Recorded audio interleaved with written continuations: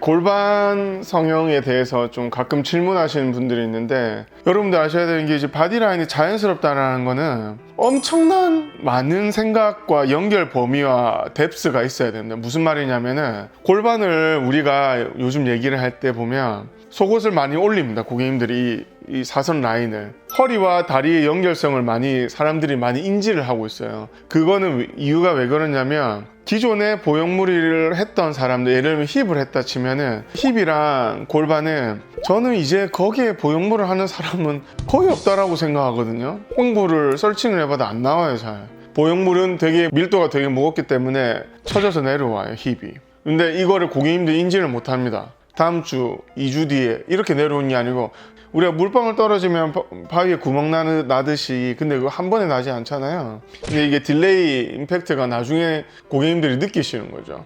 힙 보형물 때문에 힙딥도 더 강하게 생기고 힙도 많이 끌어당기면서 피부가 늘어지는 그런 현상들을 많이 보기 때문에, 이제 우리 몸에 보형물을 넣는다는 인지를 이제는 좀 거부감을 가지기 시작한, 부자연스럽고 이걸 이제 리플레이스먼트, 교체를 해야 되고 이런 것들에 대한 인지가 굉장히 많이 퍼져 있어요.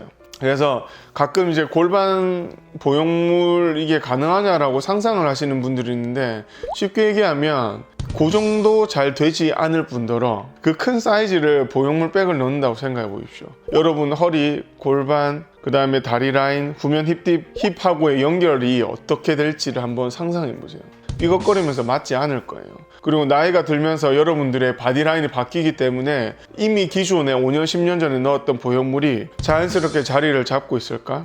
단지 저는 보형물을 선택하는 사람은 한 가지라 생각합니다. 넣고 나면 분해되거나 없어지는 거 아니니까 그냥 영구적으로 가는 거잖아. 롱 레스팅, 이거밖에 없다라고 보거든요. 근데 그게 레스팅이 어떻게 되느냐에 대한 인지가 있어야 되는데, 아무리 제가 얘기를 하더라도 필러가 보형물보다 비싸네, 이런 1차원적인 사고를 하는 분들이 아직도 조금은 있어요.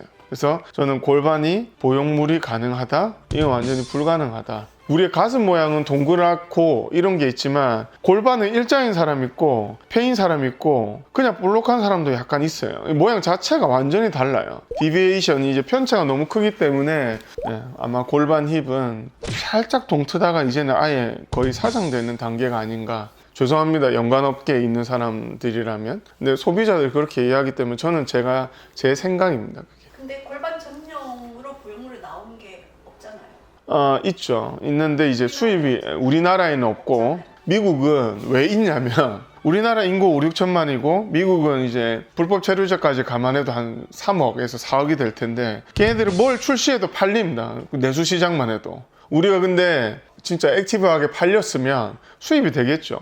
간혹 이제 헷가닥 한 사람들 보면 광배근 보형물, 뭐 2두, 3두 보형물 이렇게 만들던데, 그 만들어도 하는 사람 있을까요? 그래서 없죠. 사실은 없다고 봐야 되고, 만들려는 시도는 많았어요. 예전에 틀에 짜여진 몰딩된 보형물들이 굉장히 많았죠. 어디든 다 넣을 수 있었죠. 예전에 입술에도 천 같은 걸 감아서 넣었었고, 귀에 귓볼에도 넣었었고, 쇄골에도 넣었었어요. 이걸 모르니까 사람들이 이제 보형물이 가슴밖에 없어도 다 사장되고 그냥 없어진 거예요. 생각해보면 골반이 성형 수술을 통한 보형물 삽입이 가능하냐는 질문은 궁금해하지 않을 사람들이 대부분일 것 같긴 합니다, 사실. 그래서 골반 전용 보형물이 없다 보니까 엉덩이에 넣은 엉덩이 보형물을 엉덩이에 넣고 골반 가까이 넣고 해서 2개를 실제로 넣으신 분 모셨었잖아요. 그분 상태가 어땠었는지 말씀해 주시면 좋을 것 같아요.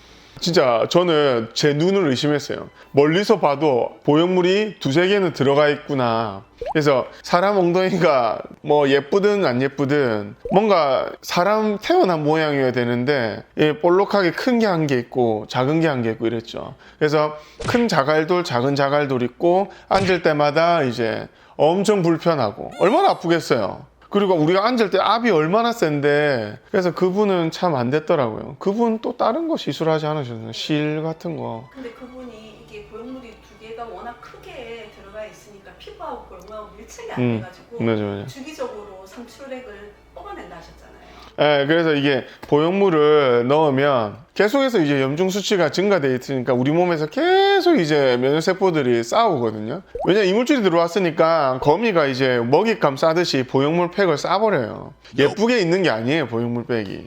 그래서 그분 같은 경우에도 참 안타까운 게 모양도 안 예쁘고 가면 갈수록 아프고 불편하고, 그런데 그걸 빼자고 하니까 완전히 주저앉을 것 같고, 그리고 보형물을 굉장히 오래 있었던 사람들은 내가 원래 가지고 있던 어떤 섬유 구조물 자체가 굉장히 많이 로스가 일어나 있기 때문에 필러를 넣더라도 자리 잡기가 굉장히 어렵습니다. 그래서 경제적으로 여유가, 시간적으로 여유가 되시는 분들은 과감하게 보형물을 빼고 필러로 복원을, 비용 시간을 들여서 다시 리커버리를 하지만 울며 겨자 먹기 식으로 보형물을 못 빼고 있는 거지, 보형물이 괜찮아서 내 몸에 보유하고 있는 게 아니라는 거를 꼭 아셔야 돼요. 그리고 제가 늘 하는 얘기지만 보형물을 코든 가슴이든 힙에 넣은 분들은요, 잘 안 만집니다, 그 부위를. 필러 같은 경우에는 계속해서 내 살처럼 부드러워지기 때문에 만져도 이질감이 없지만, 보형물은 만지는 순간 그 불편한, 내가 내 조직같이 하는 그 느낌을 평생 안고 살아야 돼요. 이거는 코 수술만 해도 딱 아실 거예요. 예.